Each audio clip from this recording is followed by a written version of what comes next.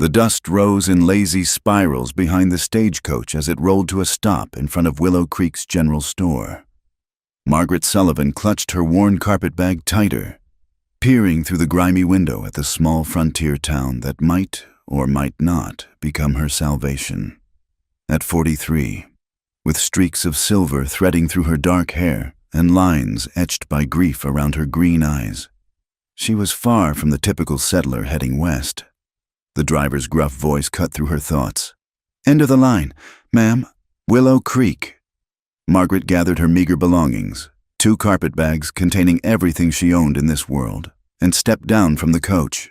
The red dust immediately coated her black traveling dress, the same one she'd worn to her husband's funeral 8 months ago in Philadelphia. She'd sold everything else to afford the journey west, chasing a desperate hope sparked by a small advertisement torn from a newspaper. The town stretched before her in a single, rutted street lined with weathered buildings. The Mercantile, a saloon called the Lucky Strike, a boarding house that had seen better days, and various other establishments huddled together as if seeking protection from the vast emptiness beyond.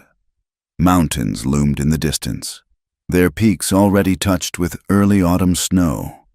Though down here in the valley, the October sun still held warmth. Margaret stood there, suddenly aware of how out of place she appeared. Her Eastern clothing, though practical, marked her as clearly as a brand. Several men lounging outside the saloon stared openly, their expressions ranging from curiosity to suspicion. A woman alone in a frontier town was unusual enough. A middle-aged widow with refined manners and soft hands was practically unheard of. She straightened her shoulders and walked toward the general store, her boots clicking on the wooden boardwalk. The advertisement, carefully folded in her reticule, seemed to burn against her palm. She'd read it so many times during the long journey that she knew every word by heart. Circle M Ranch seeks cook, room and board provided, inquire at Morrison's general store, Willow Creek. A bell jangled as she pushed open the door. The store's interior was dim and cluttered. Shelves packed with everything from flour sacks to ammunition. Behind the counter stood a thin man with spectacles perched on his nose, sorting through a ledger. "Help you, ma'am?" His voice held the cautious tone reserved for strangers. "I'm inquiring about the position at the Circle M Ranch," Margaret said, producing the advertisement. "The cook position?" The storekeeper, Morrison, she presumed, looked up sharply. His gaze traveled from her neat bonnet to her city shoes, and his frown deepened. "That advertisement's been up for 2 months, ma'am. Ranch is 20 miles out, rough country. Not exactly suitable for—" He gestured vaguely at her appearance. "I assure you, Mr. Morrison, I'm quite capable of cooking." The lie came easier than expected. In Philadelphia, she'd had servants to manage such tasks, but desperation had a way of expanding one's claimed abilities. Morrison scratched his jaw. "It's not just the cooking, ma'am. The Circle M is, well, it's a hard place. Jake Caldwell runs it with a crew of cowboys. No other womenfolk out there, no towns nearby, just prairie and cattle and men who haven't seen civilization in months." "I understand." Margaret kept her voice steady, though her heart hammered. "I'm a widow, a Mr. Morrison. I have no family back east, no means of support. I need this position." Something in her tone must have reached him, because his expression softened slightly. "Can you ride a horse?" "I can learn." "Ever cooked over a wood stove? Baked bread from scratch? Butchered a chicken?" "I'm a quick study." Morrison sighed and set down his pen. "Ma'am, I'll be plain with you. Jake Caldwell is a fair man, but he's not known for patience. That ranch has broken stronger folks than you appear to be. The last 3 cooks quit within a month. One just up and walked off into the prairie rather than stay another day." Margaret felt her resolve waver, but pushed the doubt aside. Perhaps they lacked sufficient motivation. "I assure you, Mr. Morrison, I have nowhere else to go." The truth of those words hung in the air between them. Morrison studied her for a long moment, then nodded slowly. "I send supplies out to the Circle M every 2 weeks. Next wagon leaves tomorrow morning at dawn. You can ride along if you're certain." "I'm certain." There's a boarding house down the street. Mrs. Patterson runs it. Tell her I sent you. She'll give you a room for the night." He paused, then added more gently, "You might want to purchase some more practical clothing. Ma'am, what you're wearing won't last a week on a working ranch." Margaret glanced down at her traveling dress, already dusty and wrinkled. "Thank you for the advice." She turned to examine the store's selection of women's clothing, pitifully small and clearly meant for frontier life. Simple calico dresses, sturdy boots, practical bonnets. With the last of her money, she purchased 2 dresses, a pair of boots that looked as if they could withstand anything, and a wide-brimmed hat to replace her city bonnet. As Morrison wrapped her purchases, he said quietly, "Ma'am, if you don't mind my asking, what brings a lady like you to Willow Creek? You've got education in your voice, refinement in your manner. This isn't the place for you." Margaret met his curious gaze steadily. "My husband was a doctor in Philadelphia. When he died, I discovered he'd been living beyond our means for years. Debts took everything, the house, the furnishings, even his medical practice. I have no children, and my family, well, they have their own troubles." This advertisement was the only position that offered room and board along with wages. "I'm sorry for your loss," Morrison said, and seemed to mean it. "But ranch cooking is hard work, dawn to past dark, every day. Those cowboys eat like wolves and complain like children if something isn't to their liking." "Mr.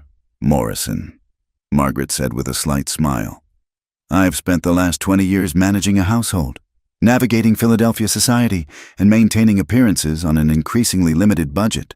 I believe I can manage a group of hungry cowboys." He chuckled despite himself. "Well, ma'am, you've got spirit. I'll give you that. Jake Caldwell might appreciate that, or it might rub him wrong. Hard to say with Jake." Margaret gathered her packages. "What can you tell me about Mr. Caldwell?" Morrison's expression grew thoughtful. "Been running the Circle M for about 10 years now. Came out here from Texas. I heard, though he doesn't talk about his past. Keeps to himself mostly. Fair with his men, pays honest wages, but expects hard work in return. Never married, far as anyone knows. Some say he's got no use for women. Others say he just hasn't found one tough enough for ranch life." "I see." Margaret tucked this information away. "Thank you, Mr. Morrison. I'll be here at dawn." She left the store and made her way to the boarding house, passing more curious stares and whispered comments. The boarding house proved to be a 2-story building that might have been white once but had faded to a dusty gray. Mrs. Patterson, a bird-like woman with sharp eyes, looked Margaret up and down before showing her to a small, clean room. "Heard you're heading out to the Circle M, Mrs. Patterson said, lingering in the doorway. "Brave or foolish? I can't decide which. Perhaps a bit of both," Margaret admitted, setting down her bags. "You ever meet Jake Caldwell?" "Not yet," Mrs. Patterson snorted. "Well, don't expect much in the way of conversation. Man's as tight-lipped as they come. Handsome enough, if you like the weathered type, but cold as a mountain winter. Treats his men fair, though never heard of him raising a hand to anyone didn't deserve it." After Mrs.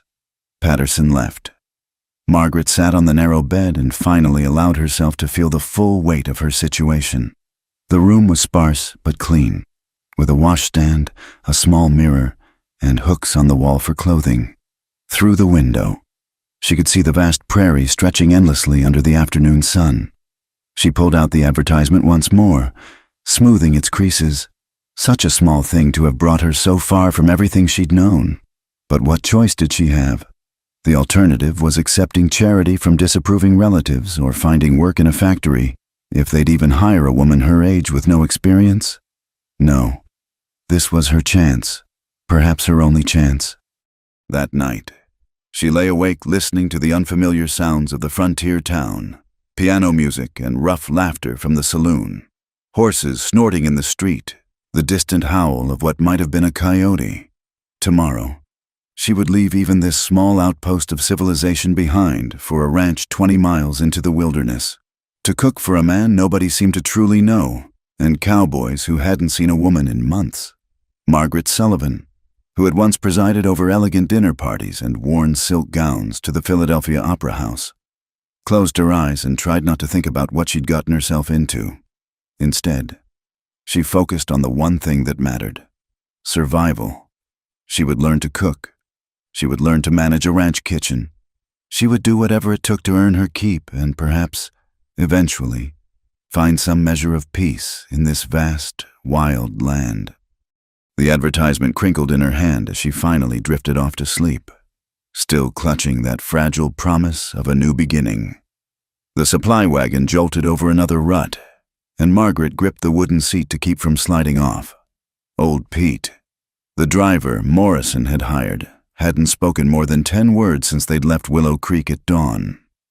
The landscape had gradually transformed from the relative civilization near town to an endless sea of golden prairie grass, broken only by occasional stands of cottonwoods along dried creek beds. "That's the Circle M boundary," Pete finally said, pointing to a wooden gate with the ranch's brand burned into the crossbeam. "Another 3 miles to the main house." Margaret's stomach tightened. She'd spent the long ride rehearsing what she would say, how she would present herself as capable and confident, but as the ranch buildings came into view, her carefully prepared words scattered like dust in the wind. The Circle M sprawled across a natural bowl in the prairie, sheltered by low hills.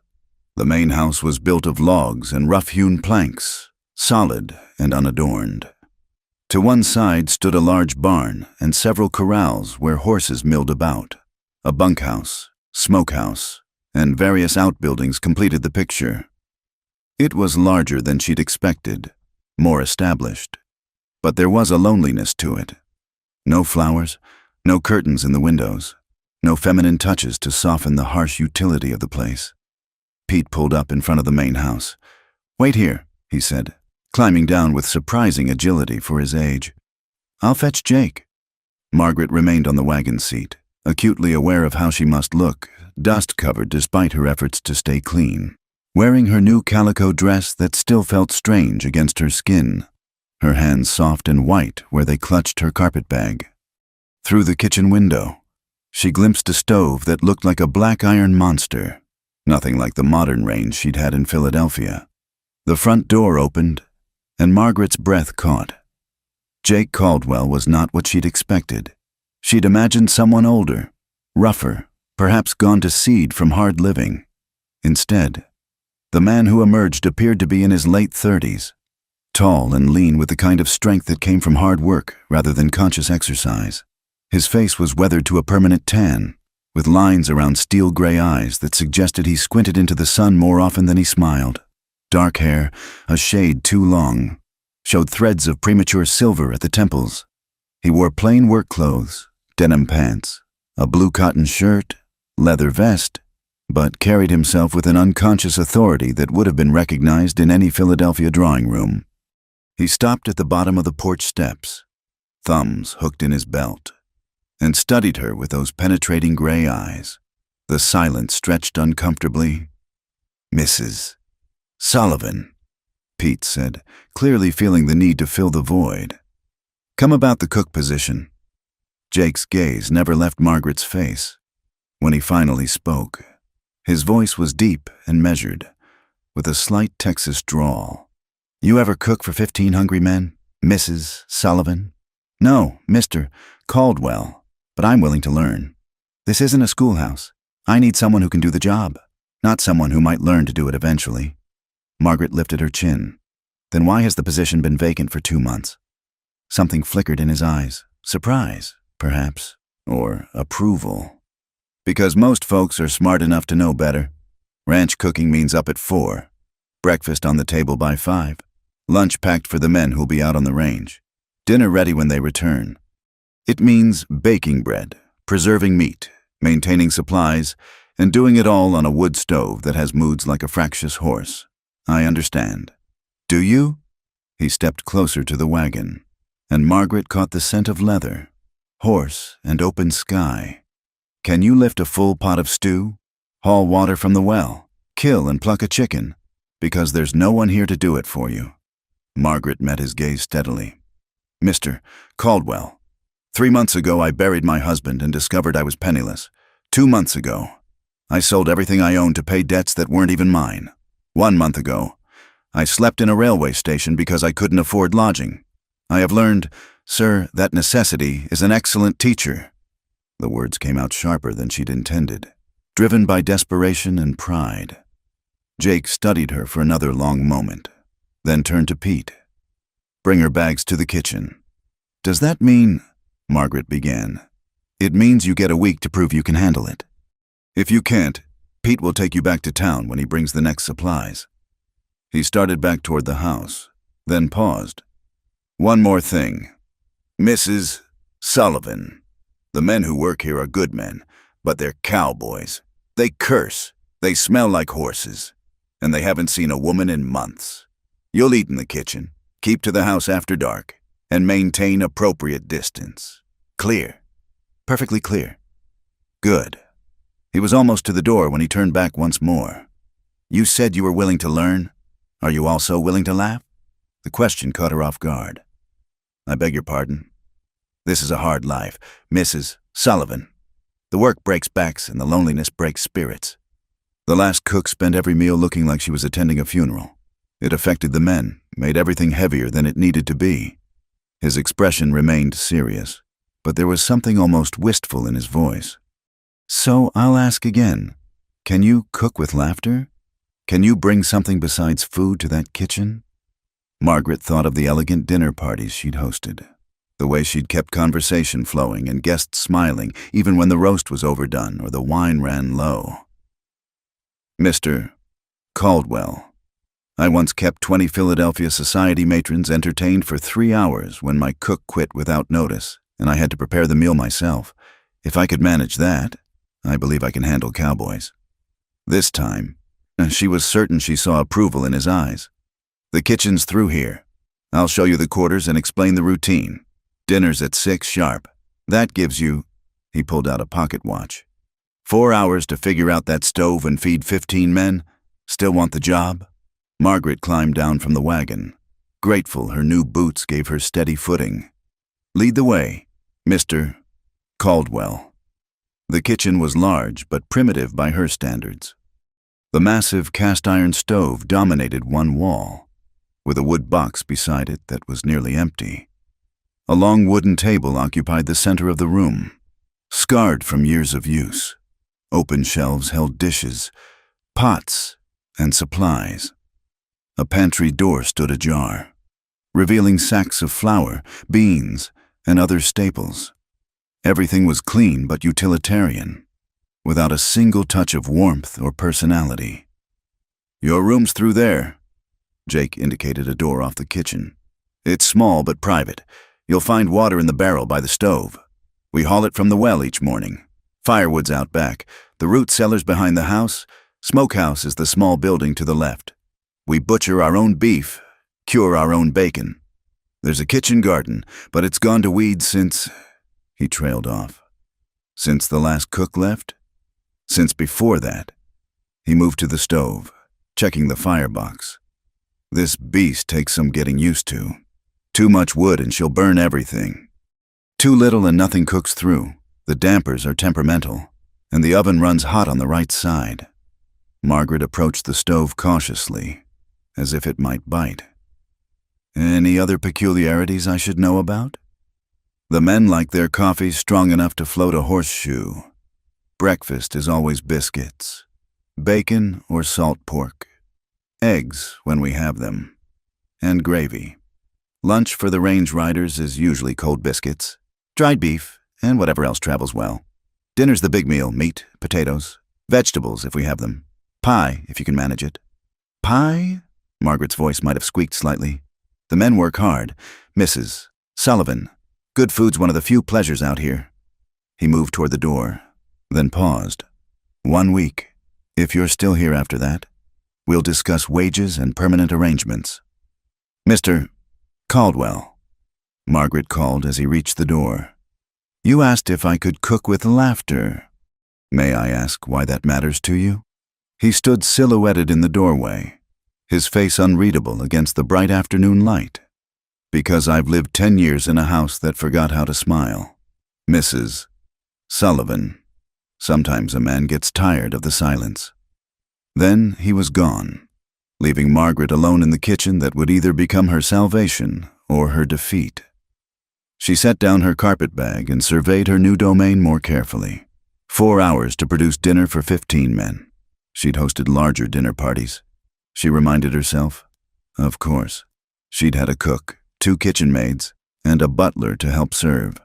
She found an apron hanging on a peg and tied it around her waist. First things first, she needed to get that stove going. The matches were where she'd expect them to be.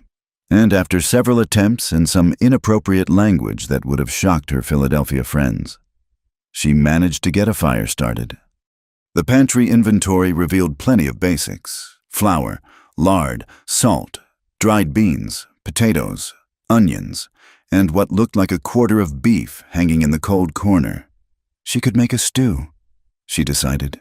How hard could it be? Meat, vegetables, water, seasonings. Simple. 3 hours later, Margaret stood before the stove, fighting back tears of frustration. The stew pot was too heavy for her to lift when full. She'd had to ladle water into it 1 cup at a time. The vegetables were unevenly chopped because the knives were dulled and her hands were already developing blisters.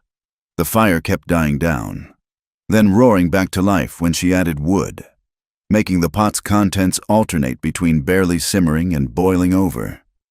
You look like you're wrestling a bear. Margaret spun around to find a young cowboy standing in the doorway, hat in hand.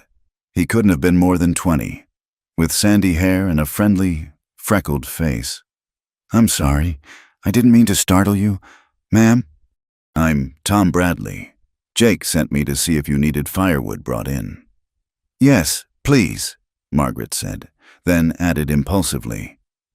Tom, have you eaten many stews prepared by the previous cooks? Yes, ma'am. What made them good? Tom grinned. Well, ma'am, mostly that they were hot and there was plenty. Cowboys aren't too particular after a long day, though Jake's got more refined tastes than the rest of us. Comes from being raised proper, I expect. Mr. Caldwell was raised properly. Margaret tried to keep her tone casual as she stirred the pot. So they say. Heard he came from a good family back in Texas. Maybe even went to one of those fancy colleges. But something happened. Nobody knows what, and he ended up out here. Tom started stacking wood by the stove. He's a fair boss, though. Expects hard work but pays honest wages. Just don't cross him. He's got a temper when riled, though it takes a lot to rile him. Margaret filed this information away. A man of education who'd chosen, or been forced into, this isolated life. It explained the precise way he spoke, the air of authority that went beyond mere ranch ownership. By the time the dinner bell rang, an actual bell mounted on a post outside the kitchen door, Margaret had managed to produce a pot of stew that looked edible, a batch of biscuits that were only slightly burned on the bottom, and coffee that could indeed float a horseshoe. She stood nervously as the cowboys filed in, each nodding politely and mumbling, "Ma'am," as they took their seats. Jake entered last, taking the chair at the head of the table. His eyes surveyed the simple meal, then rose to meet hers. "Gentlemen," he said, "this is Mrs. Sullivan, our new cook. Mind your manners." The meal passed in relative quiet, punctuated by the clink of spoons against bowls and requests to pass the biscuits. Margaret watched anxiously as the men ate. No one complained, but no one complimented either. She noticed Jake ate more slowly than the others, as if evaluating each bite. When the last man pushed back from the table, Jake stood. Mrs. Sullivan. A word. She followed him onto the back porch, where the setting sun painted the prairie gold and crimson. Her hands twisted in her apron as she waited for his verdict. The stew was under-seasoned, the biscuits were heavy, and the coffee could strip paint, he said bluntly. Then, unexpectedly, one corner of his mouth quirked upward. But you kept trying even when that stove was getting the better of you, and you asked Tom for advice instead of pretending you knew everything. That shows sense. Does that mean I can stay? It means you get your week, like I promised. He looked out over the prairie, his profile sharp against the dying light. Can you read and write, Mrs. Sullivan? Of course. Good. The ranch accounts need keeping, and my penmanship's terrible. If you can manage the books along with the cooking, I'll add extra to your wages. He turned back to her. But remember what I said about laughter. A good meal fills the stomach. A cheerful kitchen fills something else, something harder to name but just as important. As he walked away, Margaret called after him. Mr. Caldwell? What made you leave Texas? He paused but didn't turn around. Same thing that brought you here. I expect sometimes a person needs to go where the past can't follow. Standing there in the gathering darkness, covered in flour and smelling of wood smoke, Margaret suddenly understood that this weathered, taciturn man might be running from ghosts of his own. And perhaps that's what the Circle M really was. Not just a cattle ranch on the edge of nowhere, but a refuge for souls who'd lost their way and were trying to find it again, one day at a time. She returned to the kitchen to face the mountain of dishes, her back aching and her hands raw. But for the first time in months, she felt something besides despair. It might have been hope, or it might have simply been exhaustion. Either way, she'd survived her first meal. Only 6 days and 18 meals to go. The second morning dawned with disaster. Margaret woke to the acrid smell of smoke and bolted from her small room to find the biscuits she'd set to bake had turned into charcoal bricks. The coffee pot had boiled over, dousing half the fire and filling the kitchen with wet ash and grounds. In her panic to salvage something, she knocked over the milk pail, sending yesterday's precious collection across the floor. "Lord have mercy," she muttered, then louder. "Damn this infernal stove. Language, Mrs. Sullivan." She whirled to find Jake standing in the doorway, already dressed for the day's work. Heat flooded her cheeks, whether from embarrassment or the still smoking oven. She couldn't say. "I apologize, Mr. Caldwell. I set the dampers wrong, and then everything just—" She gestured helplessly at the chaos. "The men will be here in 20 minutes, he said, surveying the damage with those unreadable gray eyes. Margaret wanted to sink through the floor. 2 days, and she was already failing. "I understand if you want to send me back with Pete. I'll gather my things." "Did I say that?" He rolled up his sleeves and moved to the stove. "Watch and learn.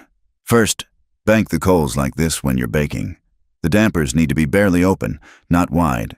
Second, always set something on the counter to remind you what's in the oven. A spoon, a cup, anything to catch your eye." His hands were sure and practiced as he adjusted the stove. "Now, for salvaging breakfast, the men need to eat. Burned biscuits or no. You've got flour?" "Yes, but there's no time for new biscuits." "Pancakes," he said, already reaching for a bowl. "Faster than biscuits and more forgiving. You mix while I get this fire sorted." They worked side by side in surprising harmony. Jake handled the temperamental stove while Margaret mixed batter, sliced salt pork, and started fresh coffee. When Tom Bradley appeared with the morning's eggs, Jake set him to cooking them in a massive skillet. "Since when do you know your way around a kitchen?" Tom asked, grinning at his boss. "Since I spent 3 months cooking for myself and the crew and we couldn't keep help," Jake replied curtly. "Sometimes a man learns skills he'd rather not need." The cowboys filed in to find a breakfast of pancakes, eggs, and salt pork waiting. If they noticed their boss wiping flour from his hands, they were wise enough not to comment. Margaret watched Jake take his usual seat, his expression giving away nothing of the morning's chaos. After the men left, Margaret faced the mountain of dishes with a heavy heart. Her beautiful hands, which had once played Chopin on a rosewood piano, were already red and chapped from lye soap. Her back screamed from bending over the low sink. She'd been so confident yesterday. And now, giving up already? She turned to find Jake had returned, carrying something wrapped in cloth. "I'm not giving up," she said with more conviction than she felt. "I'm simply reconsidering my capabilities. Good. Doubt keeps us humble. He set the bundle on the table and unwrapped it, revealing a worn cookbook. This belonged to my mother. She used it when she was first married, before she had help. The recipes are simple but good. Margaret picked up the book reverently. The pages were stained and notes filled the margins in a feminine hand. Texas Receipts for the Frontier Wife, read the cover. Your mother lived on a ranch? My parents had a small spread outside San Antonio. Nothing like this. They were what you'd call respectable folk. My mother was raised in New Orleans. Came to Texas as a bride. She used to say the stove nearly defeated her those first months. A distant look crossed his face. But she learned, even came to love it, in time. What happened to them? Margaret asked softly. Jake's expression shuddered. Comanche raid when I was away at college. I came back to ashes and graves. He cleared his throat. The book's yours to use. Mind you take care of it. He was gone before Margaret could respond, leaving her holding the precious cookbook and understanding a bit more about the shadows in Jake Caldwell's eyes. The morning flew by as she studied the book. The recipes were indeed simple, with helpful notes. If the dough seems dry, add sweet milk 1 spoon at a time. This burns easy, watch close. Jake's favorite, extra cinnamon. That last note, in fading ink, made her pause. Jake's favorite, written by a mother who'd never seen her son grow to full manhood. By noon, she'd managed to pack lunches for the range riders. Cold biscuits, properly baked this time, dried beef, and dried apple slices she'd found in the pantry. The kitchen was clean, and she'd even started bread dough rising for dinner. She was elbow deep in flour, kneading the second batch, when she heard commotion outside. Through the window, she saw several cowboys gathered around someone on the ground. Her heart lurched as she recognized Tom Bradley's sandy hair. He was the one down, clutching his arm. Without thinking, Margaret ran outside. What happened? Horse spooked and threw him. One of the men explained. Think his arm's broke. Bring him to the kitchen, she ordered with an authority born of years as a doctor's wife. Carefully now. They carried Tom in and set him on the bench by the table. His face was pale, sweat beading on his forehead. Margaret gently examined his arm, feeling the unnatural angle of the bone. It's broken, but cleanly. She announced, I can set it, but I'll need help. You know how? Tom asked through gritted teeth. My husband was a physician. I've assisted him many times. She turned to the other men. I need straight boards for splints, clean cloth for bandages, and someone to hold him steady. Jake appeared in the doorway, took in the scene with a glance, and began issuing orders. Within minutes, Margaret had everything she needed. Jake positioned himself behind Tom, holding the young man's shoulders. This will hurt, Margaret warned. But it'll hurt worse if we leave it. Just do it, ma'am, Tom managed. Margaret felt along the break once more. Then, with a quick, sure movement, pulled and aligned the bones. Tom's yell could probably be heard in the next county, but the arm was straight. She splinted it carefully, wrapping it with torn strips of clean petticoat, the last of her Philadelphia finery put to practical use. There, she said, tying off the bandage. Keep it still for 6 weeks. I'll make a sling. Thank you, ma'am, Tom said weakly. Thought I'd have to ride all the way to town. You'd have been lucky to make it halfway, Jake said. He looked at Margaret with something like respect. Where'd a Philadelphia lady learn to set bones? When you're married to a doctor who drinks, Mr. Caldwell, you learn to handle things when his hands aren't steady enough. The admission slipped out before she could stop it. Silence fell over the kitchen. Margaret busied herself making a sling from a dish towel, her cheeks burning. She'd never spoken of Charles's weakness to anyone. Well, Jake said finally, we're grateful for the skill, whatever brought it. The men filed out, supporting Tom between them. Jake lingered, watching as Margaret returned to her bread dough with shaking hands. Your husband, he said quietly. Is that what broke you, the drinking? Margaret's hands stilled. No, I could forgive the drinking. It was a weakness, but he was a good man despite it. What broke me was discovering he'd been hiding our debts for years, borrowing against future earnings, selling my jewelry and replacing it with paste. He didn't want me to worry, he said in his final letter. She laughed bitterly. Instead, he left me to face the creditors alone. He killed himself? Laudanum overdose, possibly accidental. He'd been taking it for pain. I choose to believe it was. She resumed kneading with perhaps more force than necessary. And now you know why a refined Philadelphia widow is burning biscuits in a Texas ranch kitchen. We all have our reasons for being here. Jake said, Tom will heal clean thanks to you. That matters more than perfect biscuits. He started to leave, then turned back. There's apple pie in my mother's book, page 47. The men haven't had pie in months. Might make them forget this morning's breakfast disaster. A challenge and a kindness wrapped in one. Margaret found herself almost smiling. Assuming I can manage the oven temperature. You'll manage. You've got stubborn written all over you. After he left, Margaret attacked the bread with renewed energy. She would make this work. Not just because she had nowhere else to go, but because somewhere between burned biscuits and broken bones, she'd begun to feel something she hadn't experienced in months. Useful. The apple pie turned out lopsided but edible. She'd forgotten to add sugar at first, remembered just in time, and probably added too much in compensation. The crust was thick in some places, thin in others.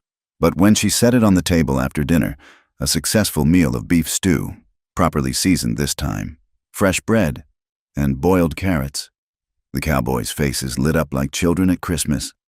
Pie! Someone exclaimed. Hot damn. Excuse me, ma'am. Hot dog. We got pie. Even Jake's stoic expression cracked slightly as he took a bite. Not bad, Mrs. Sullivan. Not bad at all. It's too sweet, she said critically. It's pie, Tom said from his place at the table. Eating left-handed. Could be made of sawdust and we'd still love it. The men laughed. And suddenly the kitchen felt warmer, more alive. Margaret found herself smiling as she served seconds to eager cowboys who complimented her with their enthusiasm more than any Philadelphia society matron ever had with polite words. Save room for tomorrow, she warned. I'm attempting donuts if I can figure out the oil temperature. Donuts? A cowboy named Bill looked ready to weep with joy. Ma'am, if you make donuts, I'll marry you myself. Get in line, another said, and the table erupted in good-natured ribbing. Enough, Jake said, but Margaret caught the slight upturn of his mouth. Mrs. Sullivan isn't here for your entertainment. As the men filed out, each thanking her more profusely than the last, Margaret felt a warmth that had nothing to do with the stove. She'd fed them, tended their hurt, made them smile. It was harder work than she'd ever done, but somehow more satisfying too. Jake was the last to leave. He paused at the door, looking back at her standing amid the dinner debris, apron stained and hair escaping its pins. My mother used to say a kitchen without laughter was just a room with a stove, he said quietly. Tonight felt like a kitchen again. Then he was gone, leaving Margaret to wonder at the lonely man who'd hired her to season his life with more than salt and pepper. She thought of the cookbook upstairs, filled with a mother's love and notes for a son she'd lost too soon. Tomorrow she'd try the donut recipe, and maybe the day after that. The cinnamon rolls marked as Jake's favorite. For now, though, she had dishes to wash and bread to set for morning. But she hummed while she worked, an old hymn her grandmother used to sing, and didn't notice the figure standing outside the window, listening to the almost forgotten sound of music in his kitchen, before he finally turned and walked back to his empty house under the vast Texas stars. The weeks folded into each other like bread dough kneaded smooth. October gave way to November, and the kitchen that had once seemed foreign now moved to Margaret's rhythm. She rose before dawn without the need for the rooster's crow, her hands finding matches and kindling in the dark. The temperamental stove had become, if not a friend, at least a predictable adversary whose moods she could anticipate. Small changes crept in gradually. Checkered curtains appeared at the window, sewn from a worn tablecloth she'd found in the storage room. A jar of late wildflowers sat on the table, gathered during her rare walks to the well. She'd discovered mint growing wild behind the smokehouse, and dried bunches of it hung from the rafters, filling the air with green freshness. "Smells like my grandmother's kitchen," Tom Bradley said one morning, his arm still in its sling but healing well. He'd taken to arriving early, sitting at the table while Margaret worked, keeping her company with easy chatter about ranch life. "Did she cook on a ranch too?" Margaret asked, sliding a pan of biscuits into the oven, perfectly golden now, light as air. "No, ma'am, she had a little house in Missouri, but she grew herbs everywhere. Said a kitchen without growing things was like a church without hymns." Margaret smiled, crimping the edges of a pie crust. She'd mastered Jake's mother's apple pie recipe and moved on to experimenting with dried berry fillings. "Your grandmother sounds wise." "She used to say you could tell everything about a house by its kitchen, whether folks were happy or just getting by." Tom accepted the cup of coffee she handed him. "This place feels happy now." The observation warmed Margaret more than the stove's heat. She'd noticed it too, how the cowboys lingered after meals now, talking and laughing instead of wolfing down food and escaping. How they'd started bringing her little gifts, a particularly nice chicken for the pot, wild honey from a tree they'd found, a handful of pecans gathered on the range. "Mrs. Sullivan," Tom said, suddenly serious, "can I ask you something?" "Of course. What do you know about Jake's past? I mean, before the Circle MM?" Margaret paused in her work. Over the weeks, she'd gleaned fragments, an educated accent that slipped through when he was tired, the way he handled the account books with easy familiarity. His knowledge of things no simple rancher would know. But Jake Caldwell guarded his secrets as carefully as she'd once guarded her husband's reputation. "Only what he's chosen to share," she said carefully. "Why do you ask?" "It's just, sometimes I catch him looking at you when you're singing while you work, or when you're laughing with the men, like he's seeing a ghost. But not a bad one, a good memory he'd forgotten he had." Before Margaret could respond, the man himself appeared in the doorway. "Tom, if that arm's well enough for gossip, it's well enough for light work. The horses need tending." Tom scrambled up, flushing. "Yes, sir. Sorry, sir." After he left, Jake remained, filling the doorframe in that way he had of making the kitchen seem smaller. "The boy talks too much." "He's young. The young always talk too much." Margaret focused on rolling out pie dough, aware of his gaze. "Though sometimes talking helps, keeps the silence from getting too heavy." "Is that what you think? That it's too quiet here?" She looked up then, meeting those gray eyes. "I think a man who asks for laughter with his meals might be tired of silence. Yes." He moved into the kitchen, going to the stove to pour himself coffee. It was a new habit, these morning visits before the crew arrived. He never stayed long, but Margaret had come to treasure these moments of almost companionship. "My wife loved to sing while she cooked," he said suddenly, staring into his cup. "Sarah, she'd been gone 2 years before I came here, but sometimes I still hear her voice in the wind." Margaret's hand stilled. "Wife? He'd had a wife. What happened to her?" "Cholera. Took her and our daughter both while I was away on business." His voice was flat, matter-of-fact, but his knuckles were white around the cup. "I was in Austin, negotiating cattle prices. Thought I was building something important. Came home to 2 graves and a house that echoed, 'Jake,'" Margaret began, but he shook his head. "It's history now. But Tom's right. You've brought something back to this place. Something I thought was gone for good."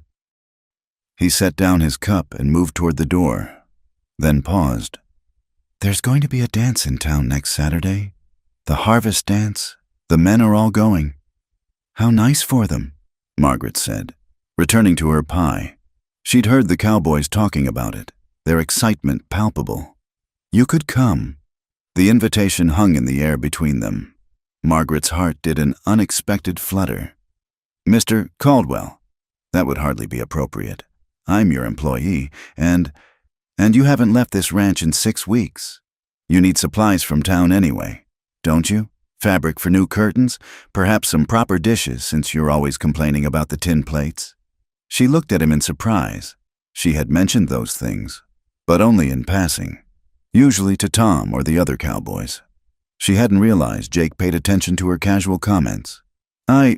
Yes, supplies would be helpful. Then it's settled. We'll leave at noon on Saturday. You can shop while the men get cleaned up, then... He paused, seeming to search for words. Then, if you happen to stop by the dance hall, and if I happen to be there, and if the musicians happen to play something worth dancing to. Despite herself, Margaret smiled. That's quite a lot of happenstance, Mr. Caldwell. Jake, he said quietly. In the evenings, when it's just conversation, call me Jake. He left before she could respond, but Margaret found herself humming as she finished the pies. A dance. She hadn't danced since before Charles died. Her good dress was long gone, sold to pay for travel, but perhaps she could do something with one of her calico dresses. That evening, after the supper dishes were done, Margaret heard a soft knock on her door. She opened it to find Jake holding a package wrapped in brown paper. This was my mother's, he said without preamble. It's been in a trunk for years, might need altering, but... He thrust the package at her and strode away before she could even thank him. Inside, Margaret found a dress of deep blue wool, simple but beautifully made, the kind of dress a rancher's wife would wear to church or to a dance. Nothing fancy by Philadelphia standards, but the fabric was quality, and the color would bring out her eyes. She held it up to herself, noting it would need taking in at the waist and hemming, but otherwise... She spent the next evenings altering the dress by lamplight, listening to the cowboys practice their harmonicas and guitars on the bunkhouse porch. Jake had taken to sitting in the kitchen after dinner, working on his account books while she sewed. They rarely spoke, but the companionship was comfortable, like an old married couple sharing the evening hours. You're good with a needle, he observed on Thursday night. Another useless Philadelphia accomplishment that turned out to be useful after all, she replied, biting off a thread. Along with piano playing, watercolors, and the ability to make small talk with boring people. None of those sound useless to me. He looked up from his ledger. Especially the last one. You'll need it if Mrs. Henderson corners you at the dance. That woman could talk the ears off a donkey. Margaret laughed. Duly warned. Any other social hazards I should know about? Well, there's Samuel Morrison. You've met him at the store. He's sweet on the widow Patterson who runs the boarding house, but she pretends not to notice. Then there's the usual collection of young cowboys who'll want to dance with anything in skirts. Oh, and avoid the punch. Charlie Benson always spikes it with rot-gut whiskey when no one's looking. You sound like you actually enjoy these events, Margaret said, surprised. I go because the men expect it. A boss who won't socialize with the community breeds resentment. He paused. But I usually leave early. Dancing alone gets old fast. The words hung between them. An unspoken invitation, or perhaps just a statement of fact. Margaret kept her eyes on her sewing. Well, if there happens to be dancing, and if partners happen to be scarce, more happenstance, Mrs. Sullivan. Margaret, she said softly, in the evenings, when it's just conversation, call me Margaret. Saturday dawned clear and crisp. Margaret packed her pies carefully in the wagon. She'd volunteered to contribute to the communal supper that preceded the dance. Jake appeared in his best clothes, dark trousers, white shirt, black vest, and a coat that showed city tailoring despite its age. He looked, she thought with a flutter, quite distinguished. The ride to town passed quickly. Jake pointed out landmarks, told stories of the ranch's early days, even laughed at her account of her first week's disasters. It was the most relaxed she'd ever seen him, as if leaving the ranch boundaries allowed him to leave some of his burdens behind. In town, Margaret shopped with careful attention to her small savings. New plates would have to wait, but she bought fabric for proper curtains. Some spices the general store had finally gotten in stock, And, indulgence of indulgences, a small bottle of rosé water. Jake had given her money for ranch supplies, but she kept careful track of every penny. The dance hall was already crowded when they arrived. Margaret's pies disappeared quickly, earning her compliments from the ranch wives who'd previously eyed her with suspicion. The widow from Philadelphia who'd shown up to cook for Jake Caldwell had been the subject of much speculation. She knew. "You're doing a fine job out there," Mrs. Morrison said, her tone slightly warmer than their first meeting. "The Circle M boys are looking well fed for the first time in years." "Thank you," Margaret said. "I had a good teacher." She held up the cookbook Jake had loaned her. Old recipes, but reliable. "Is that Anna Caldwell's book?" An older woman peered at it with interest. "I knew her years ago. Lovely woman. Terrible shame what happened." Before Margaret could ask more, the musicians struck up a lively reel. Cowboys descended on the gathered women like bees to flowers.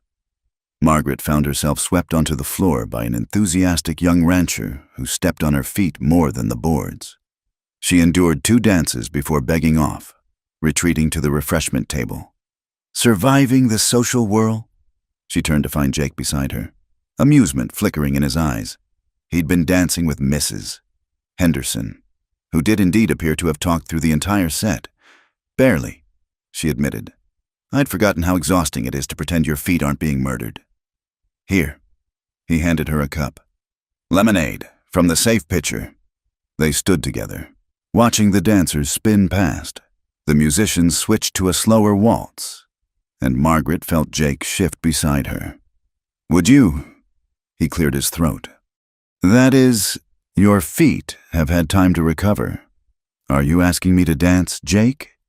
"I'm suggesting that if you happen to be on the dance floor, and I happen to be there as well."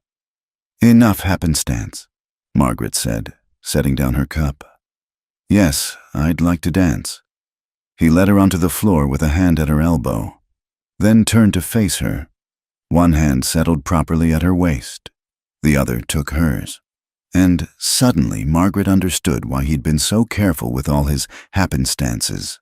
This was dangerous, not for propriety's sake, but for the way her heart accelerated when he pulled her into the dance.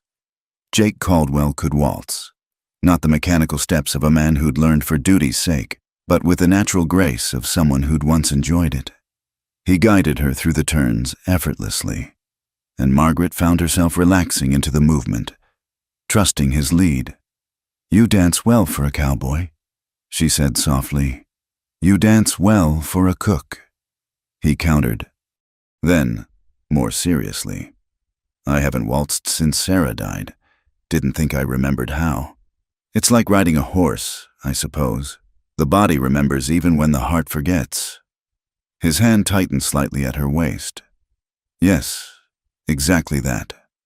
They danced 2 more waltzes, not speaking, just moving together while the town watched and whispered. Margaret knew there would be talk.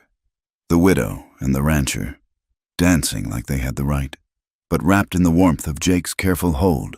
She couldn't bring herself to care. The storm announced itself with a wall of black clouds that swallowed the horizon. Margaret stood at the kitchen window, watching the prairie grass bend flat under the advancing wind. She'd lived through eastern storms, but this was something primeval, a force that made humanity seem small and temporary. "It's going to be a bad one," Tom said from the doorway, his newly healed arm still held carefully. "Jake's got most of the men moving the cattle to the sheltered valley, but he didn't need to finish." Margaret had learned enough about ranch life to understand. Cattle scattered in a storm like this could wander for miles, die in flash floods, or simply vanish into the vast landscape, and the men searching for them faced the same dangers. "How many are still out?" she asked. 8, including Jake. Bill and Frank were riding the north pasture. That's 15 miles out. They might not have seen the storm coming in time." Margaret turned from the window, her mind already calculating. "How many staying here?" "Just me, old Pete, and Charlie. He's nursing a lame horse. Everyone else is out. Then we prepare. This kitchen stays warm and ready. Get Pete to help you fill every available container with water. If this storm's as bad as it looks, the well might flood. Charlie can bring in extra firewood. I'll start cooking." Tom grinned, despite the worry in his eyes. "Yes, ma'am." "You sound like a general." "I was a doctor's wife.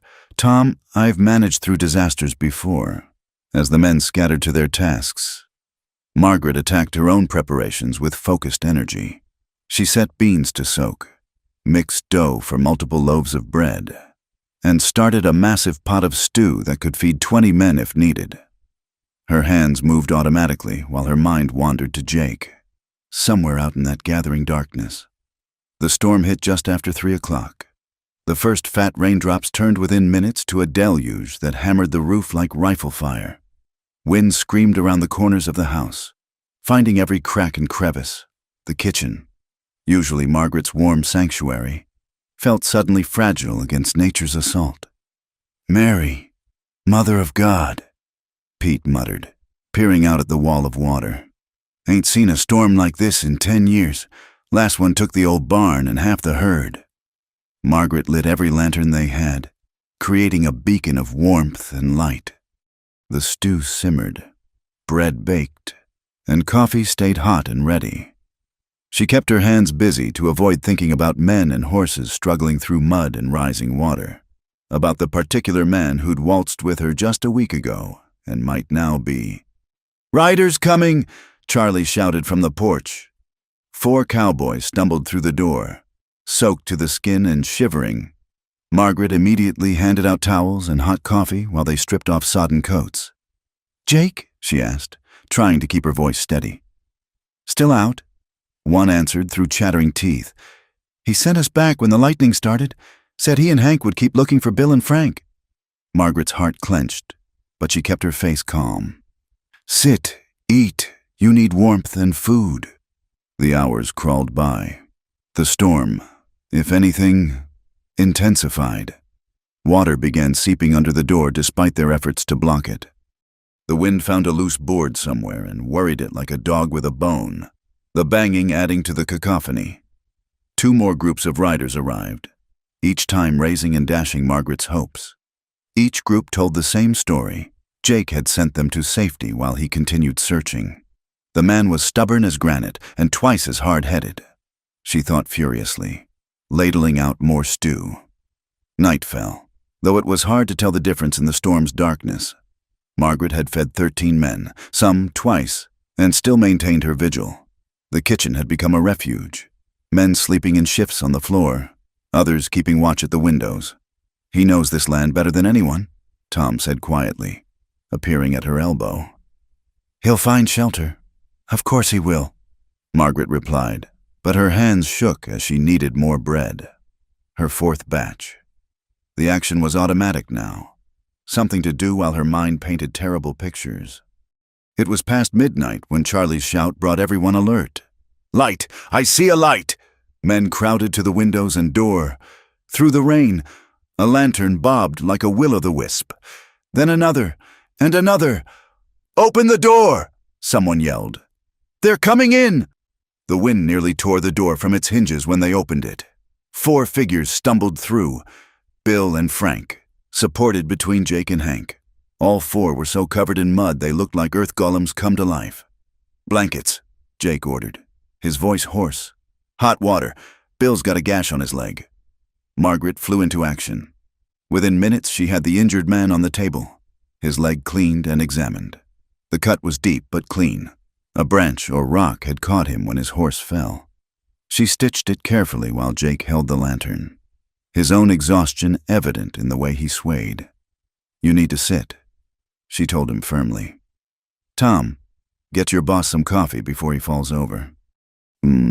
I'm fine," Jake protested, but he sank onto the bench when Tom pushed him down. Margaret finished with Bill, bandaging the wound tightly. "Keep it clean and dry. You were lucky. No damage to the muscle."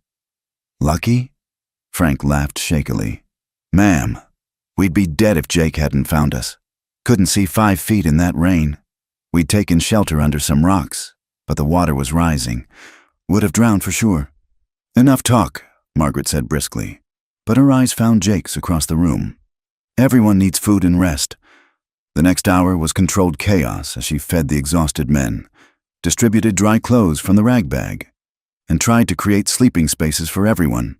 Through it all, she was aware of Jake watching her, a strange expression on his mud-streaked face. Finally, when the last cowboy was settled, she approached him. He sat alone at the table, coffee growing cold in his hands. "You should rest," she said softly. In a moment, he looked up at her. "You did well tonight. This kitchen, it was exactly what the men needed. A safe harbor. It's just food and warmth. Jake, nothing special. No." His voice was firm. "It's more than that. Sarah used to do this, turn the kitchen into the heart of things when trouble came. I'd forgotten how much it matters. Having someone who just handles things, who makes sure there's light in the darkness." Margaret's throat tightened. "Anyone would have—" "No," he interrupted. "They wouldn't. The last 3 cooks hid in their rooms during storms.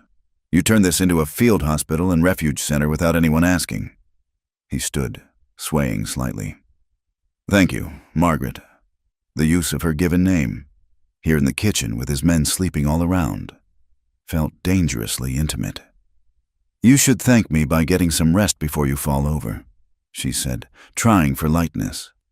"Heroes who collapse from exhaustion are very inconvenient." A smile ghosted across his face. "I'm no hero. Just a stubborn fool who couldn't leave his men behind. Same thing, in my book." She steered him toward the door. "Go, sleep. I'll keep watch and wake you if anything changes." He paused at the door, looking back. "Margaret, at the dance, when we—" "Go to bed, Jake," she said gently. "We can talk about dancing when you're not dead on your feet." After he left, Margaret surveyed her kingdom. The kitchen was a disaster, muddy boot prints everywhere, dishes piled high, wet clothes dripping from every available surface. But it was warm and full of life, with snoring cowboys and the smell of bread and coffee creating an oddly peaceful atmosphere despite the storm still raging outside. She made herself a cup of tea and settled into the chair by the stove. Someone should keep the fire going, make sure there was hot food when the men woke. It wasn't heroic work, not like riding into a storm to save lost cowboys. But it was necessary work, and more than that. It was satisfying in a bone-deep way she'd never experienced in her Philadelphia life. The storm began to ease around dawn, its fury spent. Pale light crept through the windows, revealing a landscape transformed by water and wind. But the Circle M had survived, all souls accounted for, and Margaret's kitchen had played its part in that survival. Jake found her there as the sun broke through the clouds, still in her chair but awake, fresh coffee already brewing. "Did you sleep at all?" he asked. "Did you?" she countered.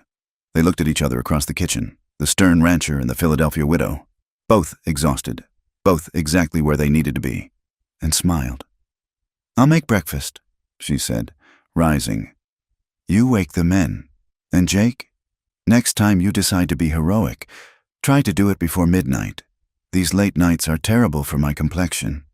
His laugh, rusty from disuse but genuine, followed her to the stove. And if her heart fluttered at the sound, well, that was probably just exhaustion, nothing that a good breakfast and proper sleep wouldn't cure. But as she mixed biscuit dough and listened to the ranch wake around her, Margaret knew she was lying to herself. Something had shifted in the storm, some barrier swept away by necessity and courage and the simple act of keeping faith through the dark hours. Jake had trusted her with his men, his home, his own exhaustion, and she'd proven worthy of that trust. The question now was what came next. When the crisis passed and normal life resumed, could they go back to careful distance and proper boundaries? Did she even want to? The biscuits required her attention, and Margaret gratefully lost herself in the familiar routine. Whatever came next could wait. For now, there were hungry men to feed and a new day to greet. In a life that had become uncertain, these simple truths were enough. The days following the storm passed in a blur of recovery. Fences needed mending. Scattered cattle required gathering, and the damaged barn roof demanded immediate attention. Margaret barely saw Jake except at meals, where he ate quickly and spoke only of ranch business. But she felt his eyes on her sometimes, a weight of unspoken words that made her hands unsteady as she served. It was Tom who finally voiced what everyone seemed to be thinking. "You two are dancing around each other worse than green colts," he said one afternoon, helping her peel potatoes. His arm had healed fully, but he still found excuses to visit the kitchen. "I don't know what you mean," Margaret said primly, though heat rose in her cheeks. "Sure you don't. And Jake doesn't spend half his time staring at the kitchen window when he thinks no one's looking." Before Margaret could respond, they heard horses approaching fast, too fast for normal ranch business. Through the window, she saw Jake and Hank riding hard toward the house, with something wrapped in blankets across Hank's saddle. "Get water boiling," Jake shouted before they'd even reached the yard. "And clean cloths." Margaret's heart lurched. She'd heard that tone before, in Charles's voice when emergency cases arrived. By the time the men burst through the door, she had water heating and her makeshift medical supplies laid out. They carried young Will Morrison, the storekeeper's nephew, barely 16 and working his first season as a cowboy. His face was white as parchment, his breathing shallow and rapid. Blood soaked through the blanket around his middle, gored by a bull. Jake said tersely as they laid him on the table. "It's bad. Margaret." She peeled back the blanket and had to suppress a gasp. The wound was deep, ragged, still bleeding freely. In Philadelphia, Charles would have had proper instruments, chloroform, a sterile operating room. Here she had kitchen knives, whiskey, and desperate hope. "I need more light," she said, her voice steadier than her hands. "All the lanterns you can find. Tom, get my sewing basket, the one with the silk thread. Hank, I need the whiskey from Jake's office, the good bottle." "Margaret," Jake said quietly, "if it's too much, it's not too much." She met his eyes firmly. "But I need everyone to do exactly as I say. This is beyond basic field medicine." For the next 2 hours, Margaret worked with focused intensity that would have impressed her late husband. She cleaned the wound with whiskey, stitched internal damage with silk thread boiled in water, packed the area with clean cloth soaked in honey, an old remedy her grandmother had sworn by. Through it all, Jake stood at the boy's head, holding him still, speaking in a low, calm voice when Will stirred toward consciousness. "You're doing fine, son, Mrs. Sullivan's got the best hands in Texas. You'll be dancing at the Christmas social. Just wait and see." Margaret's hands moved with remembered skill, making tiny, careful stitches. She was dimly aware of other cowboys gathering in the kitchen, of Tom keeping coffee hot, of the afternoon sun slanting through her cheerful curtains onto this desperate scene. Finally, she tied off the last stitch and stepped back. Will's breathing was stronger, his color marginally better, but she knew the real danger was still to come. Infection, fever, complications she couldn't predict or prevent. "He needs to stay absolutely still for at least a week," she told Jake. "The stitches could tear if he moves, and someone needs to watch him constantly. If fever sets in, we'll take shifts," Jake said immediately. "Whatever he needs." They moved Will carefully to Margaret's own bed. It was closest to the kitchen and its warmth. She insisted, despite Jake's protests.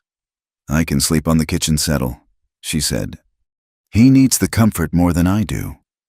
That night, sitting beside Will's bed, monitoring his breathing and temperature, Margaret found herself speaking to Jake in the dim lamplight.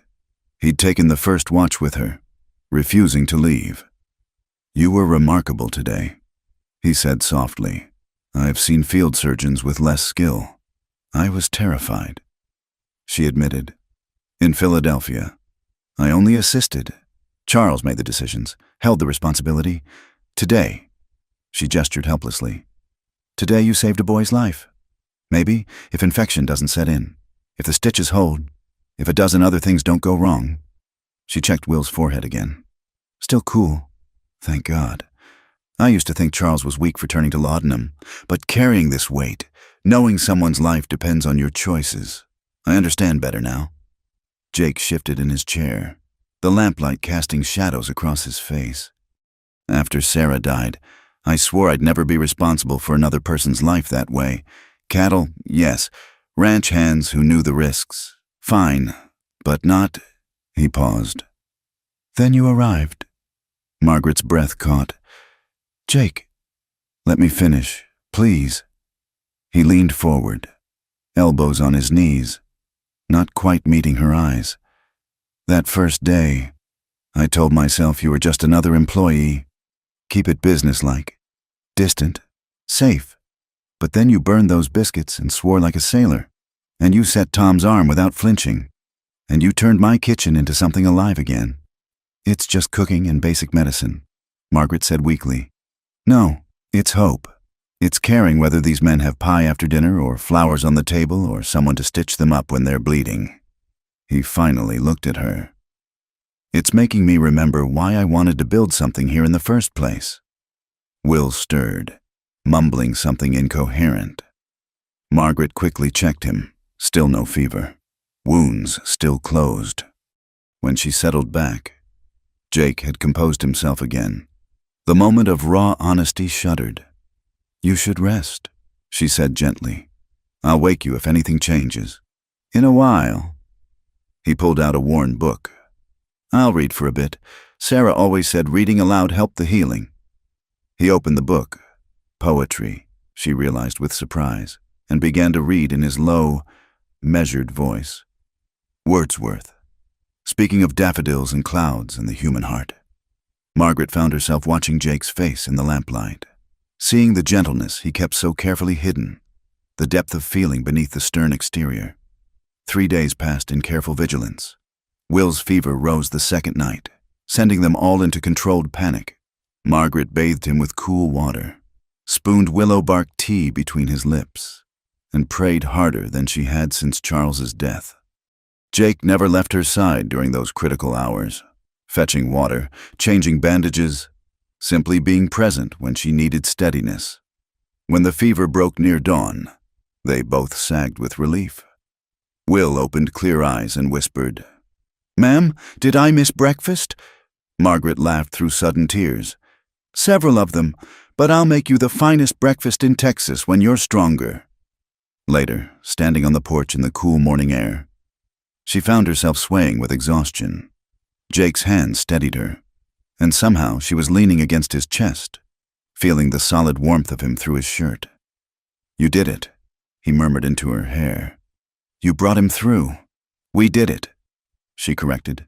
I couldn't have managed without you. She felt him smile. We make a good team. The words hung between them, weighted with possibility. Margaret knew she should step away, return to proper distance.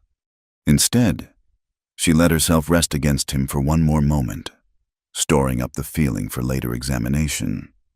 Margaret, he said quietly, when this is over, when Will's recovered, we need to talk, really talk, about the future, about— He paused, seeming to search for words. About whether you see this as just a job, or if maybe it could be something more. Before she could respond, Tom's voice called from inside, Mrs. Sullivan, Will's asking for more of that tea. The moment shattered. Margaret stepped back, smoothing her apron, not quite meeting Jake's eyes. I should go, of course, but he caught her hand as she turned. Just think about it, please. She squeezed his fingers briefly. I've been thinking about it for weeks. Jake Caldwell. Now let me tend my patient. His smile followed her back into the kitchen, warming her more than the stove. Will was indeed awake, weak but lucid, complaining about the taste of willow bark tea with an energy that spoke of recovery. The other cowboys crowded around, careful not to jostle the bed, their relief palpable. Did I really almost die? Will asked, eyes wide. You had a close call, Margaret said carefully. But you're going to be fine, though you'll have an impressive scar to show the girls. Really? He brightened considerably. Maybe I should get gored more often. Don't you dare, she said firmly. making everyone laugh. But even as she fussed over Will, brewing more tea and adjusting his bandages, her mind kept returning to Jake's words. Something more. The phrase terrified and thrilled her in equal measure. She'd come here seeking survival. Nothing more. To find the possibility of happiness, of home, of love. It seemed too much to hope for. Yet watching Jake joke gently with Will, seeing how he managed his men with firm compassion, remembering the way he'd waltzed with her and read poetry in the lamplight, how could she not hope? That evening, as Will slept peacefully and the ranch settled into quiet, Margaret stood at her kitchen window. The prairie stretched endlessly under the stars, vast and wild and beautiful. Somewhere out there, Jake was checking the herds, doing the work that never ended, but he'd be back for dinner, would sit at the table and eat her cooking, and maybe, just maybe, they'd find the words for what was growing between them. She touched the window glass gently, her reflection wavering in the lamplight. The Philadelphia widow was gone. She realized. In her place stood a frontier woman, capable, strong, unafraid of hard work or hard choices. A woman who could save a life, run a kitchen, and maybe even love again. The transformation hadn't happened in the storm, though that had crystallized it. It had been happening all along, in small moments and daily choices, in laughter over burned biscuits and tears over wounded boys. This kitchen had remade her as surely as she'd remade it. Now she just had to find the courage to embrace what came next. Will Morrison's recovery marked the passing of days toward December. The young cowboy, now able to sit up and complain about being confined to bed, had become a fixture in the kitchen as Margaret went about her daily work. His uncle had visited from town, overwhelmed with gratitude, pressing payment on Margaret that she'd refused to accept. "You saved my nephew's life," Samuel Morrison had said, hat clutched in his hands. "There must be something I can do. Keep bringing those good supplies to the ranch." Margaret had replied, "That's payment enough." Now, with Will finally strong enough to return to light duties, the kitchen felt strangely empty. Margaret had grown accustomed to chattering at him while she cooked, to having someone appreciate her experiments with new recipes from Jake's mother's cookbook. The approaching end of her trial period weighed on her mind. 3 months since she'd arrived on that dusty October day. Desperate and uncertain. Jake had been oddly formal since their conversation during Will's crisis. He still came for coffee in the mornings, still worked on his ledgers while she sewed in the evenings, but there was a careful distance between them, as if he too was waiting for something. That morning, Margaret was kneading bread when Jake appeared in the doorway, wearing his good jacket despite it being a working day. "Mrs. Sullivan," he said, and her heart sank at the formal address. "Could you spare a moment? In the office?" She dusted flour from her hands, smoothing her apron nervously. This was it, then, the evaluation she'd both anticipated and dreaded. Following him down the short hallway to his office felt like walking to a trial. The office was purely Jake, functional but with touches of refinement. Books lined one wall, mostly agricultural journals but with some literature mixed in. A painting of hill country hung behind his desk, and she wondered if it was a memory of his Texas home. "Please, sit," he said, gesturing to the chair across from his desk.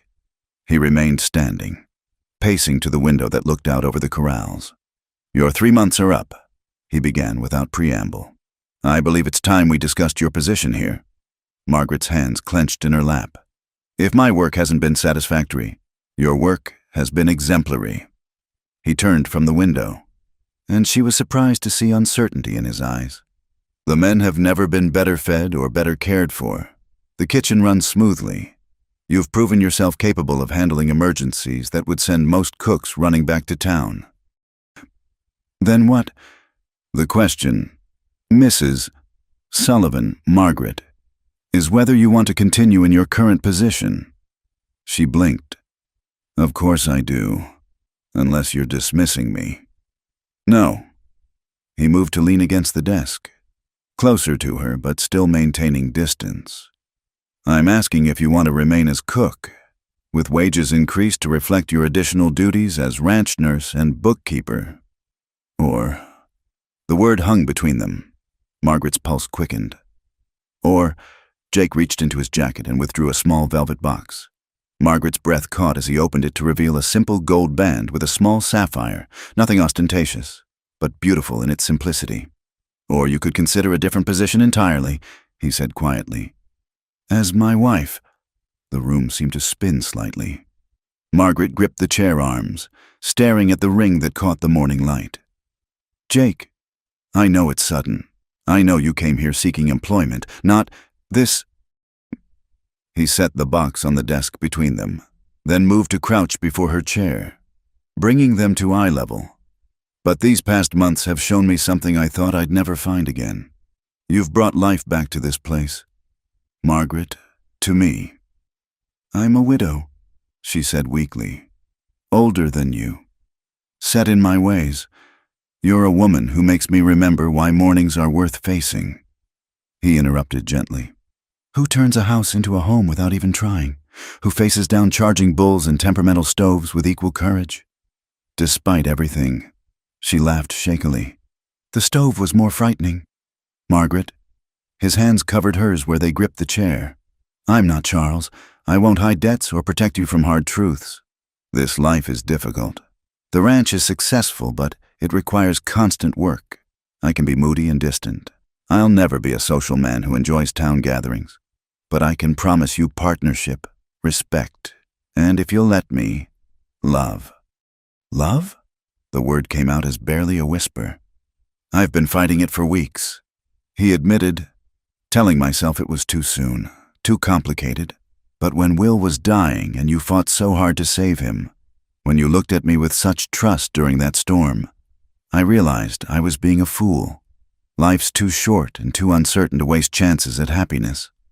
Margaret studied his face, weathered, serious, but with such hope in those gray eyes. She thought of her life in Philadelphia, the emptiness after Charles's death, the desperation that had driven her west. Then she thought of these past months, the satisfaction of honest work, the warmth of belonging, the way her heart lifted when Jake smiled. There's something I need to tell you, she said slowly, about why I really came west. Jake's hands tightened on hers, but he nodded. Tell me. Charles didn't just leave me with debts. He left me with knowledge that our entire marriage had been built on pretense. The drinking was just part of it. There were other women, gambling, lies upon lies that I was too trusting or too willfully blind to see. She drew a shaky breath.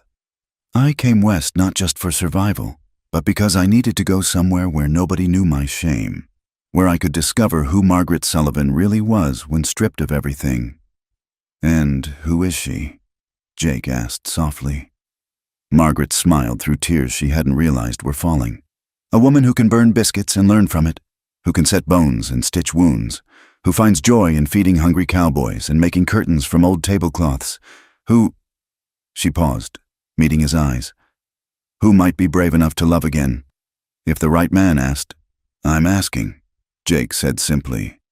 Then I'm saying yes, she whispered. His smile transformed his face. Years falling away to reveal the young man he must have been before loss hardened him. He reached for the ring, then paused.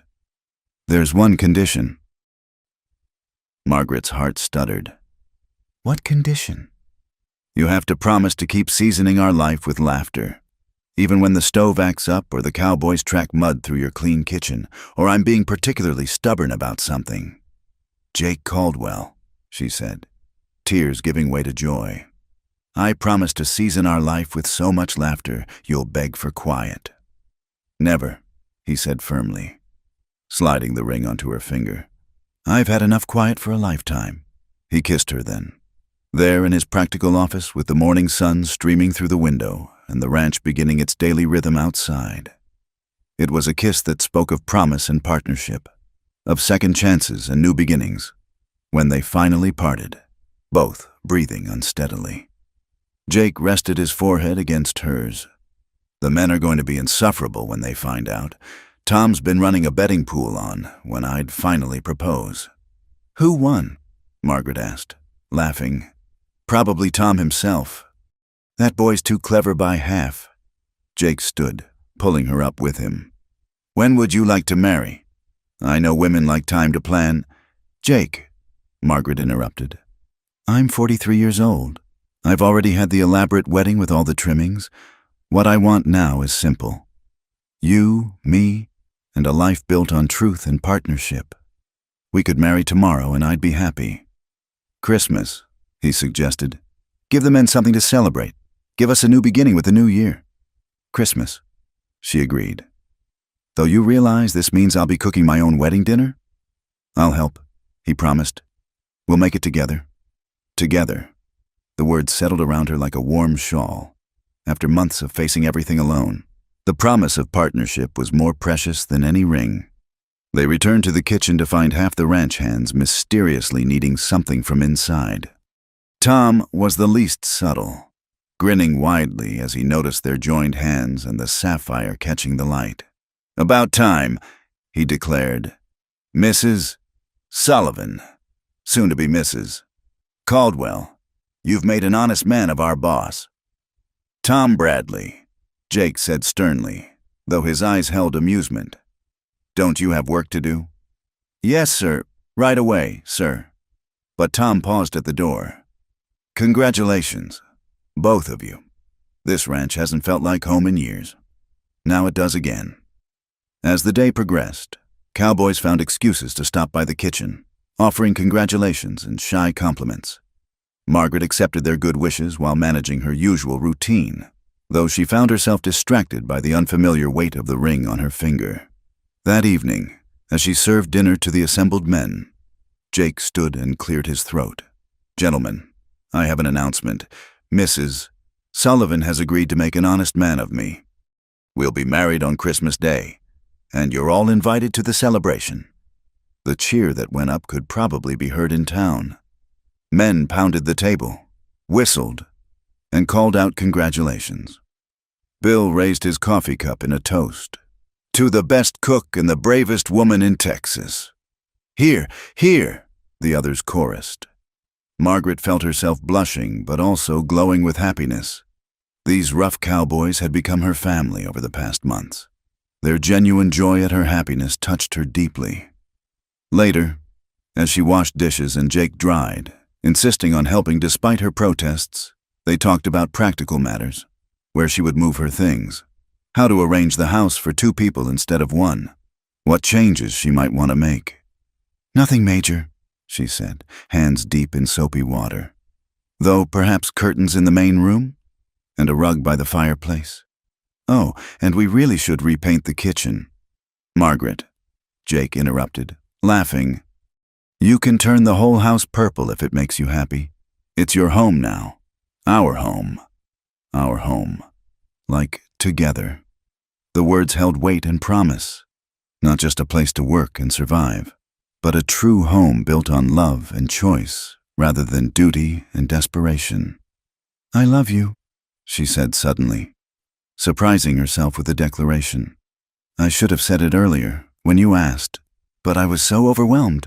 You said yes, Jake replied, setting aside the dish towel to pull her against him, soap suds and all. That told me everything I needed to know, but for the record, I love you too. Have for weeks, probably from the first time you made the men laugh over dinner. They stood there in the kitchen that had witnessed so much, burned biscuits and perfect pies, medical emergencies and quiet evenings, the slow building of trust and love between 2 people who'd thought those chances were behind them. Outside, snow began to fall, the first of the season, dusting the prairie white and clean. A new beginning, Margaret thought, watching the flakes drift past the window, for the ranch, for the season, and for 2 hearts that had found their way home to each other. Merry Christmas, future Mrs. Caldwell, Jake murmured against her hair. Merry Christmas, Mr. Caldwell, she replied, and knew that all future Christmases would be measured against this one, the year she came west seeking work and found everything she hadn't dared to hope for. Christmas Eve arrived with a fresh blanket of snow that transformed the Circle M into something from a fairy tale. Margaret stood at the kitchen window, watching the sunset paint the white landscape in shades of rose and gold. Tomorrow, she would become Margaret Caldwell. The thought still seemed dreamlike, even with the sapphire ring catching the light as she rolled out one more batch of cookies. The kitchen was a symphony of scents: cinnamon, nutmeg, roasting meat, fresh bread. She'd been cooking for 2 days straight, preparing for the wedding feast. The Cowboys had pitched in with touching enthusiasm. Tom had ridden to town 3 times for supplies. Bill and Frank had scrubbed the main room until it shone, and even gruff old Pete had contributed by carving a wooden cross to hang above the fireplace. "You should be resting," Jake said from the doorway. "It's bad luck to exhaust the bride before the wedding."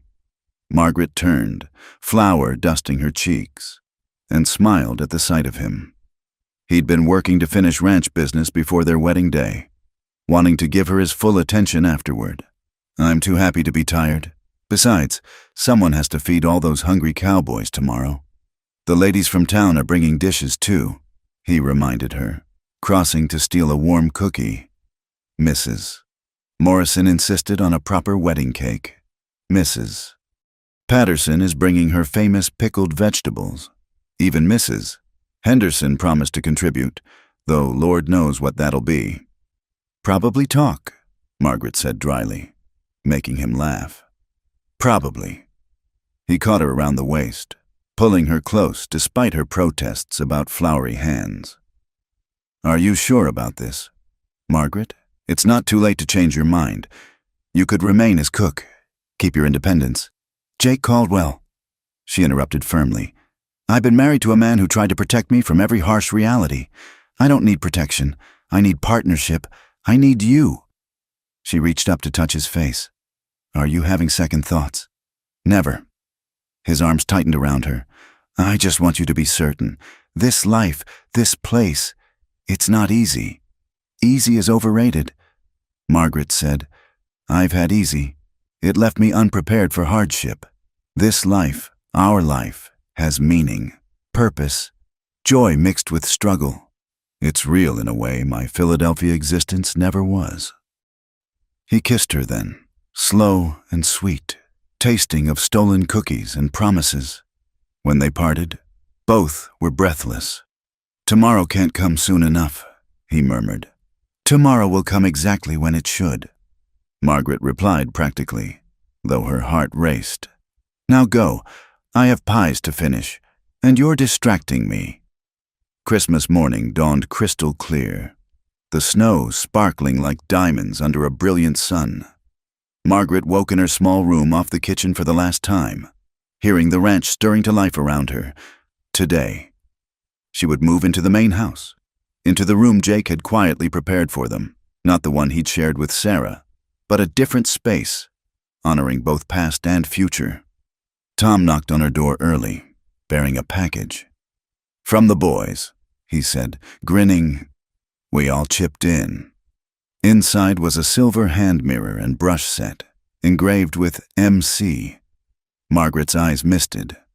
"It's beautiful." "Too fine for the finest lady in Texas." "I don't think so." Tom's young face was earnest. "You saved my arm, Mrs. Sullivan. Saved Will's life, made this place a home again. That's worth more than silver." The morning flew by in preparations. Mrs. Morrison and Mrs. Patterson arrived early to help, shooing Margaret away from her own kitchen with good-natured bossiness. "A bride doesn't cook on her wedding day," Mrs. Patterson declared. "Now go get ready. The preacher will be here by noon." Margaret bathed and dressed carefully in the blue wool dress Jake had given her, altered now to fit perfectly, pressed with loving care.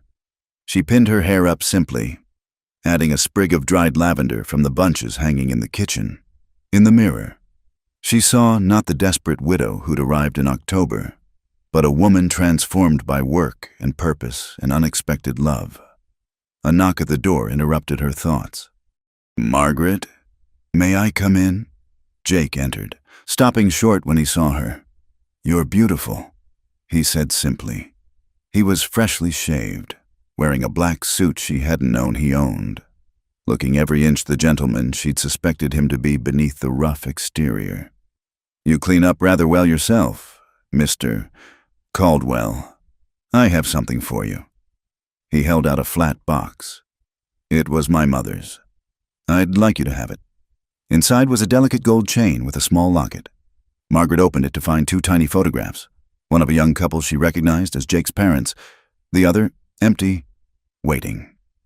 "For our future," Jake said softly, fastening it around her neck. "Whatever it brings." The ceremony was simple and perfect. The main room had been transformed with pine boughs and ribbons, crowded with cowboys in their cleanest clothes and townspeople who'd made the journey despite the snow. Reverend Matthews from town performed the service, speaking of second chances and the courage to love again. Margaret barely heard the words, lost in Jake's steady gaze as they spoke their vows. His voice was strong and certain as he promised to love, honor, and cherish. Hers trembled only slightly as she made the same pledge, meaning every word with a depth that surprised her. When Reverend Matthews pronounced them husband and wife, the cheer that went up shook the rafters. Jake kissed her while cowboys whistled and stomped, and Margaret laughed against his lips, joy bubbling up like champagne. The feast that followed was everything Margaret had hoped. Long tables groaned under the weight of food, her contributions and those of the town ladies creating a spread worthy of any Philadelphia gathering. But the warmth and genuine celebration far exceeded any society event she'd attended. "Speech," Tom called out as the meal wound down. "Come on, boss. Say something romantic." Jake stood, pulling Margaret up beside him. "I'm not much for speeches," he began, earning good-natured groans. "But I want to say this. 6 months ago, this ranch was just a business, a place to work and sleep and not much else. Then Margaret Sullivan arrived with her city ways and burning biscuits. You're never letting me forget those biscuits, are you?" Margaret interrupted, making everyone laugh. "Never," Jake agreed, smiling down at her. "She brought more than cooking skills, though Lord knows we're grateful for those.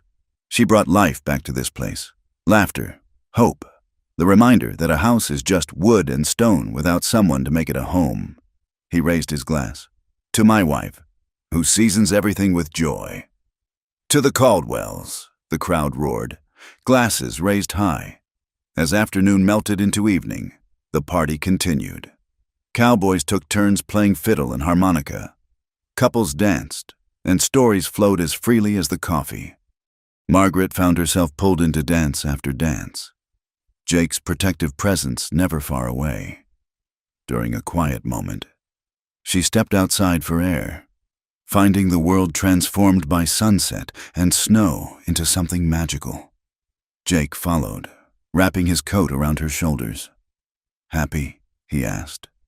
"Beyond words," she admitted, leaning into his warmth. "I never imagined, when I answered that advertisement. I was just trying to survive. I never dreamed I'd find this." "Neither did I," Jake said quietly. "I'd resigned myself to solitude. Thought it was safer that way. Then you came along and reminded me that safe isn't the same as living." They stood together watching the stars emerge in the clear winter sky.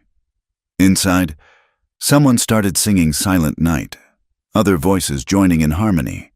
The sound drifted out to them, beautiful in its simplicity. "Our first Christmas," Margaret murmured. "The first of many." "Many," Jake agreed, turning her to face him, filled with burned biscuits and perfect pies, difficult calving seasons and bountiful harvests, arguments over account books and reconciliations in the kitchen. Real life. Margaret, our real life. "I can't wait," she said, meaning it completely. As they returned to the warmth and light of their celebration, Margaret marveled at the journey that had brought her here, from desperation to hope, from loneliness to love, from stranger to essential part of this ranch family. The advertisement that had seemed like her last chance had become her greatest blessing. Later that night, as the last guests departed and the cowboys tactfully retreated to the bunkhouse, Jake and Margaret stood in their kitchen now, truly and completely. Dishes waited for tomorrow, but tonight was for them. No more separate quarters. Jake said softly. No more careful distances. Just us. Just us. Margaret agreed, her new name singing in her heart. Margaret Caldwell. I like the sound of that. I love the sound of that, Jake corrected, drawing her close. Almost as much as I love you. Outside, snow began to fall again, blanketing the ranch in fresh white peace. But inside, the kitchen glowed with warmth and promise. The stove that had once been Margaret's adversary crackled contentedly. The curtains she'd sewn framed windows that looked out on land that was now hers too. And the table where she'd served countless meals stood ready for all the meals to come. This was what she'd traveled west to find, though she hadn't known it at the time. Not just employment or survival, but home. Not just partnership, but love that knew how to laugh through hardship and hold tight through storms. In that kitchen where she'd learned to cook with joy, Margaret Caldwell embraced her husband and her future, knowing that whatever challenges lay ahead, they would face them together. The desperate widow who'd answered an advertisement was gone, transformed into a ranch wife who knew her worth and her place in the world, and in the warm circle of Jake's arms, with the Circle M settling into peaceful silence around them.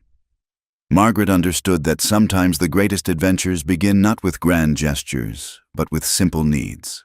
A ranch that needed a cook, a kitchen that needed laughter, and two hearts that needed each other. The advertisement had promised room and board. It had delivered so much more, a new life seasoned with hope, partnership, and the kind of love that makes even the hardest days worthwhile.